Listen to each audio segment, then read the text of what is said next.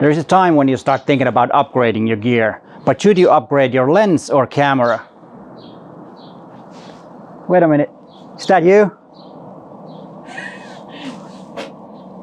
What are the odds? Hi there, my name is Peter Forsgaard and I am an Olympus visionary and a professional photographer from Helsinki, Finland. But let's get into the business. Before we start the actual topic of this video, I will just show you, this is the bottom part of the mural that you just saw in the opening scene.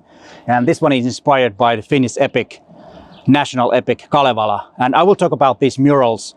There are 50 of them in this area. I will take pictures of those murals and talk a bit more about those later. But let's start comparing the cameras and see, should you upgrade your lens or should you upgrade your camera? I have the EP1 and the original kit lens, 14 to 42 mm f3.5 to f5.6. This is the first micro four thirds camera from Olympus, and the lens too, a zoom lens that is. Then I have the latest camera, E-M1 MKIII and 12 to 45 mm f4 zoom. And I will test these two combinations, and you probably understand that this one is a lot better. It's not about that. Both of these can give you some great results. It's more about you, but it's interesting to see how much better this is. But before I start making images of these gorgeous murals here in Itapasila, let's look at some images that I took beforehand to check the quality. Those images were taken in downtown Helsinki. And remember, we don't have a complete lockdown here in Helsinki. We can go and walk around as long as we will keep the social distancing. But let's look at the images.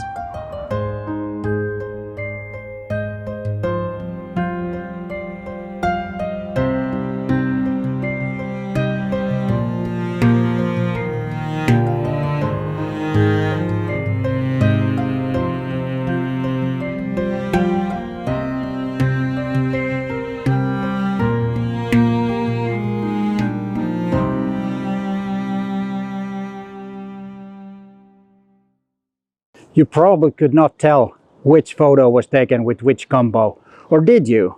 But let's start to photograph these beautiful murals.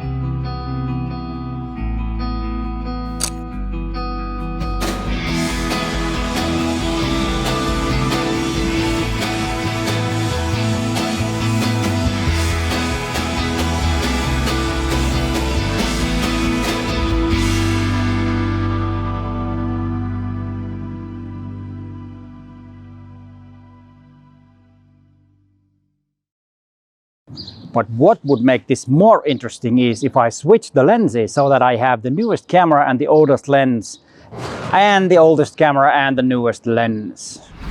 Okay, let's see how this combo with the old lens works with the new camera.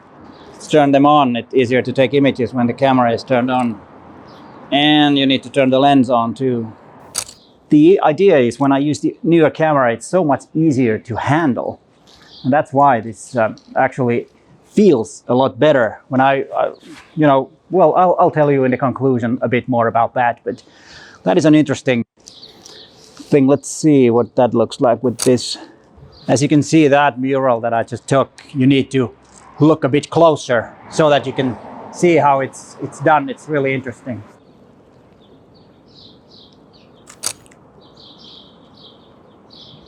That looks pretty cool, the one that we saw in the beginning of this video. And there's one more photo that I will take with this, and then I will switch the lenses, or the camera, the combo. I will take this little hedgehog with the computer. Perfect lighting towards the hedgehog. Oh, right, now I will switch. The one thing that I noticed is that the focusing isn't really that good with this. But let's see how this performs. I have the older camera, let's turn it on. And the brand new 12 to 40 millimeter f4 lens. 12 to 45, sorry. You have this great light coming towards the hedgehog. It's just perfect. This is called the photographer's luck, that I'm just here when the light is perfect. It's probably reflecting from somewhere because the sun is coming from totally a different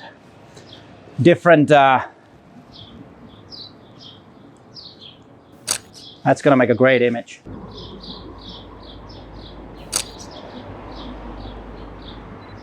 Yeah, this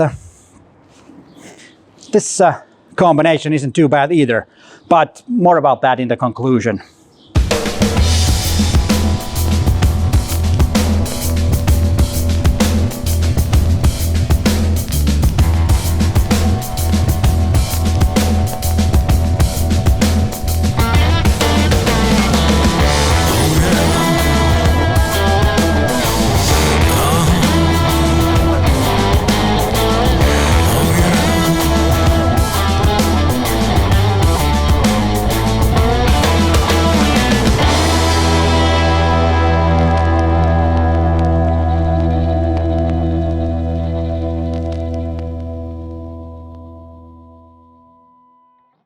And let's see what my conclusion is with all this. I've made some remarks and notes to my phone so I can remember everything.